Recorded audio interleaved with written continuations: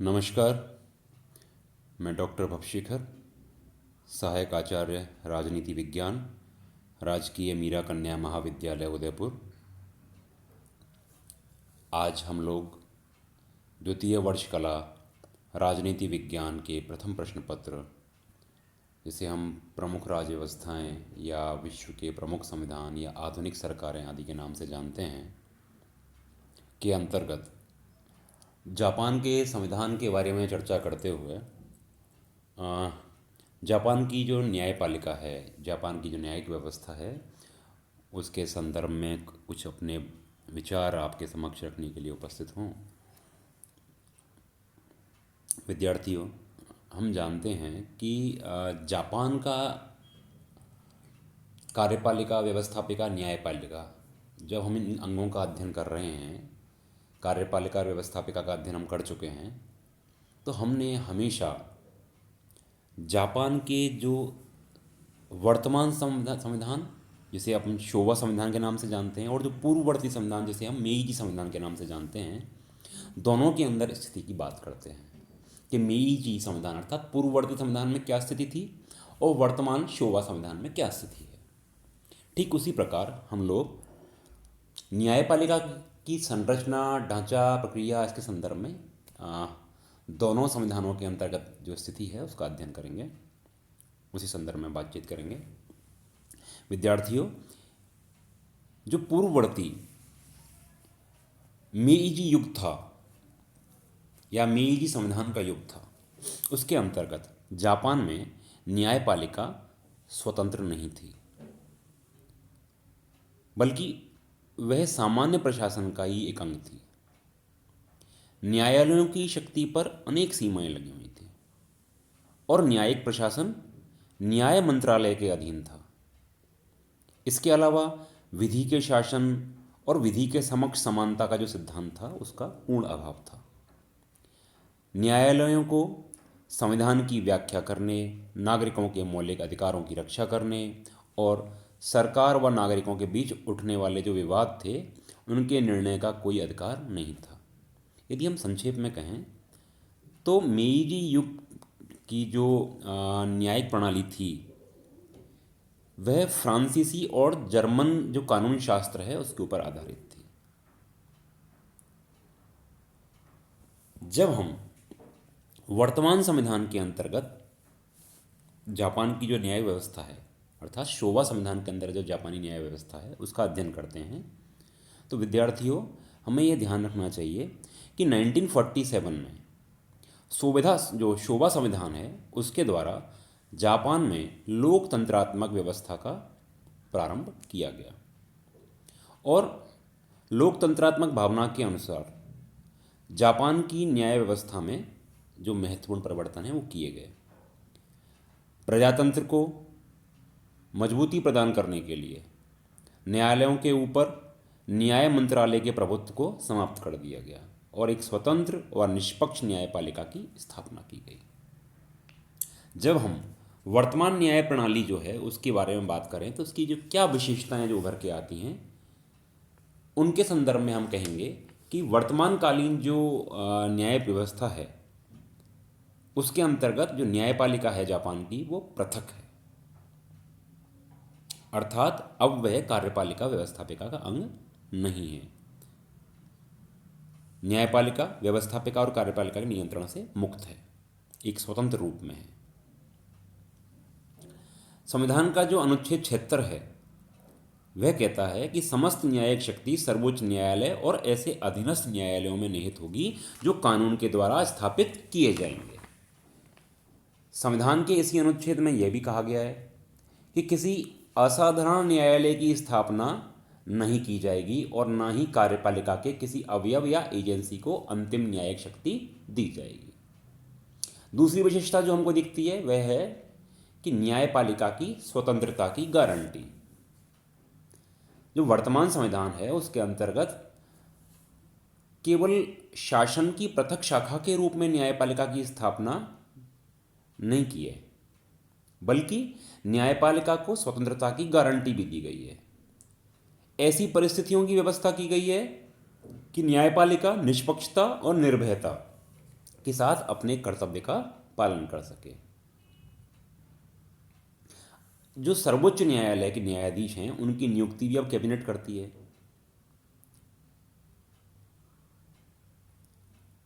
इसके अलावा जनता की राय भी ली जाती है उसके ऊपर।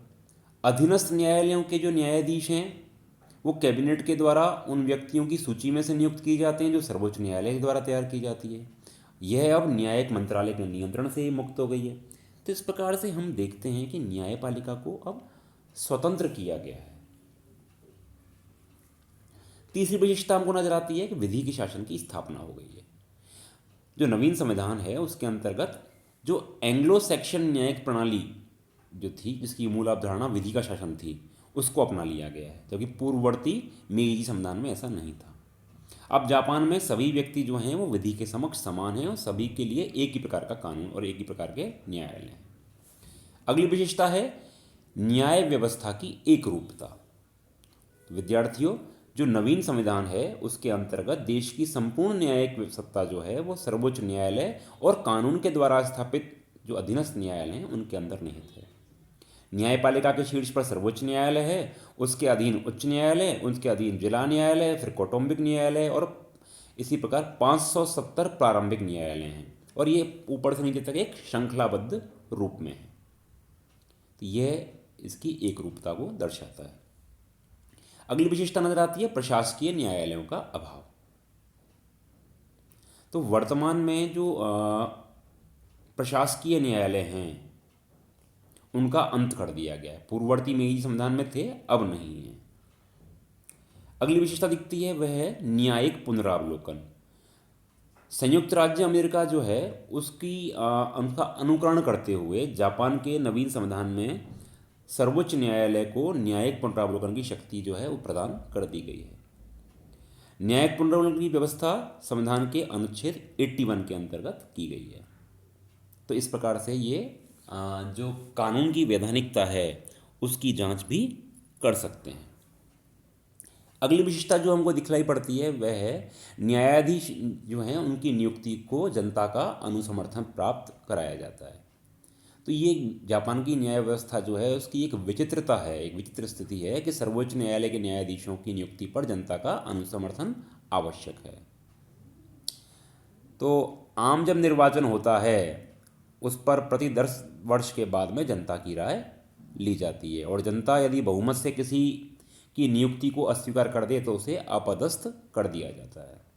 अगली विशेषता जो हमको दिखती है वह है न्यायिक व्यवस्था से नागरिक स्वतंत्रता की गारंटी प्रदान करना। तो हम इस प्रकार से देखते हैं कि अब जो जापान की न्याय व्यवस्था है उसके अंतर्गत नागरिक स्वतंत्रता की रक्षा की जो गारंटी है वो प्रदान की गई है। अब किसी व्यक्ति को केवल तभी बंदी बनाया जा सकता है जबकि न्यायालय के द्वारा वारंट जारी किया गया हो। फौजदारी कानूनी संहिता में परिवर्तन कर दिया गया है और मारपीट और सख्ती का अंत कर दिया गया है। तो इस प्रकार से हम देखते हैं कि न्यायपालिका व्यक्तिगत और नागरिक स्वतंत्रता की रक्षक बन गई है। अगली विशेषता दिखाई देती है हमको खुली न्यायिक कार्यवाही। तो निष्पक्ष न्याय की दृष्टि से खुली न्यायिक कार्यवाही को उपयुक्त समझा जाता है और जापान के संविधान के अंतर्गत ऐसी व्यवस्था की गई है। तो मुकदमे जो हैं उनकी सार्वजनिक सुनवाई होती है, निर्णय खुलेआम दिए जाते हैं। अब न्यायालय जो हैं वो सम्मति से निर्णय करके और इस तरह का कार्य करते हैं। इसके अतिरिक्त घरेलू मामलों और बच्चों के लिए विशेष न्यायालयों की स्थापना की गई है जिन्हें कि पारिवारिक न्यायालय का नाम दिया गया है। तो इस प्रकार से हमको जापानी जो न्यायिक व्यवस्था है उसकी कुछ विशेषताएं नज़र आती हैं। जब हम न्यायपालिका के संगठन की बात करते हैं तो विद्यार्थियों हमें यह ध्यान रखना चाहिए कि जापान की जो अंतर्गत न्याय व्यवस्था है उसकी एक रूपता है जिसमें हमको सबसे ऊपर सर्वोच्च न्यायालय दिखाई देता है, उसके अधीन 8 उच्च न्यायालय दिखाई देते हैं, फिर 49 जिला न्यायालय दिखाई देते हैं, 49 कौटुंबिक न्यायालय दिखाई देते हैं और 570 प्रारंभिक न्यायालय दिखाई देते हैं। जहां हम सर्वोच्च न्यायालय की बात करते हैं तो जापान में न्याय व्यवस्था के शीर्ष पर सर्वोच्च न्यायालय है जिसमें एक मुख्य न्यायाधीश और 14 अन्य न्यायाधीश होते हैं। यह आवश्यक है कि 15 न्यायाधीशों में से कम 10 न्यायाधीश कानून के बहुत अच्छे ज्ञाता हों और उनको 20 वर्ष का कानूनी अनुभव प्राप्त हो। शेष 5 न्यायाधीशों के लिए कानूनी अनुभव आवश्यक नहीं है, किंतु वे बुद्धिमान और विद्वान अवश्य होने चाहिए। नियुक्ति के समय न्यायाधीश जो हैं उनकी आयु 40 वर्ष से कम नहीं होनी चाहिए। तो यह वहाँ का जो सर्वोच्च न्यायालय है उसके संदर्भ में स्थिति है। जब हम सर्वोच्च न्यायालय की कार्यविधि के संदर्भ में बात करते हैं तो विद्यार्थियों ये ध्यान रखना है कि संवैधानिकता के प्रश्न से संबंधित जो विवाद हैं उनकी सुनवाई 15 न्यायाधीशों की जो ग्रैंड बेंच वह करती है, जिसमें कोरम या गणपूर्ति के लिए 9 न्यायाधीशों की उपस्थिति आवश्यक होती है। अन्य मामलों में केवल कानूनी प्रश्न निहित हैं और छोटी बेंच ही उसकी सुनवाई करती है, जिसमें 5 न्यायाधीश होते हैं और 3 न्यायाधीशों की जो कोरम या गणपूर्ति आवश्यक मानी जाती है। तो यह स्थिति है। जब हम क्षेत्राधिकार और शक्तियों के बारे में बात करें तो सर्वोच्च न्यायालय का क्षेत्राधिकार के अंतर्गत जो बातें समाहित हैं उसमें प्रमुख रूप से 4 बातें हैं। पहली है संविधान के रक्षण की शक्ति, कि सर्वोच्च न्यायालय जो है उसको सर्वाधिक महत्वपूर्ण शक्ति संविधान के रक्षण से संबंधित है। ठीक है, तो संविधान की रक्षा करना सर्वोच्च न्यायालय का प्रमुख कार्य है। और इस संबंध में विशेष बात यह है कि सर्वोच्च अपीलीय न्यायालय होने के कारण सर्वोच्च न्यायालय मामलों की प्रारंभिक सुनवाई नहीं करता। यह तो केवल उन अपीलों को सुनता है जो कानूनों और अध्यादेशों की अवैधता के संबंध में नीचे के न्यायालयों से उसके पास आती हैं। सर्वोच्च न्यायालय ने न्यायिक पुनरावलोकन की अपनी इस शक्ति का प्रयोग बहुत संयमित रूप में किया है। दूसरी जो इसकी शक्ति दिखती है वह है मौलिक अधिकारों की रक्षा।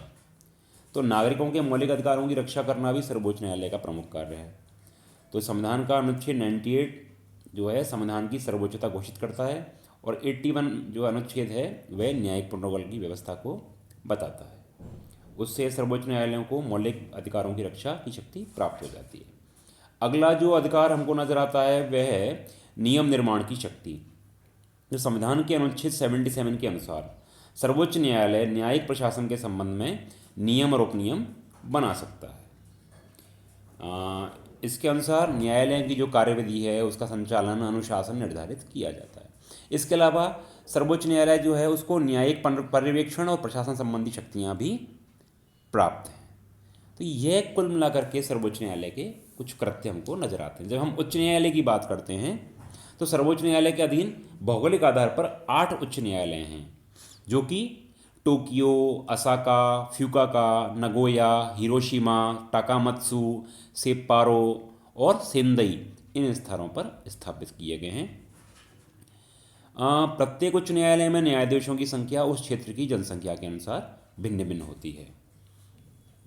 तो उच्च न्यायालयों की प्रारंभिक और अपीलीय दोनों प्रकार का अधिकार क्षेत्र प्राप्त है। प्रारंभिक क्षेत्राधिकार के अंतर्गत देशद्रोह, शासन के विरुद्ध षड्यंत्र, जो इस प्रकार के अपराध हैं उनसे संबंधित विवाद आते हैं। ये न्यायालय अपने जो निम्न न्यायालय हैं उनके निर्णय के विरुद्ध अपील भी सुनते हैं। अधिकांश विवादों में इन न्यायालयों का निर्णय अंतिम होता है, लेकिन संवैधानिक विवादों के संबंध में सर्वोच्च न्यायालय में अपील की जा सकती है। इनके अधीन आते हैं जिला न्यायालय। जापान में 49 क्या बोलेंगे प्रीफिक्चर या जो हैं और इनमें एक जिला न्यायालय है। इस प्रकार 49 जिला न्यायालय हैं। इन जिला न्यायालयों में न्यायाधीशों की संख्या भी भिन्न भिन्न है। न्यायाधीशों की नियुक्ति आदि की व्यवस्था उच्च न्यायालयों के समान है। जो गंभीर फौजदारी और बड़ी राशि से संबंधित दीवानी विवाद हैं उन्हें प्रारंभिक एक क्षेत्राधिकार प्राप्त है। इसके अलावा ये सार न्यायालय अर्थात समरी कोर्ट के निर्णय के विरुद्ध भी अपील सुनते हैं। साधारण मुकदमे एक न्यायाधीश के द्वारा, गंभीर मुकदमे 3 न्यायाधीश के द्वारा सुने जाते हैं।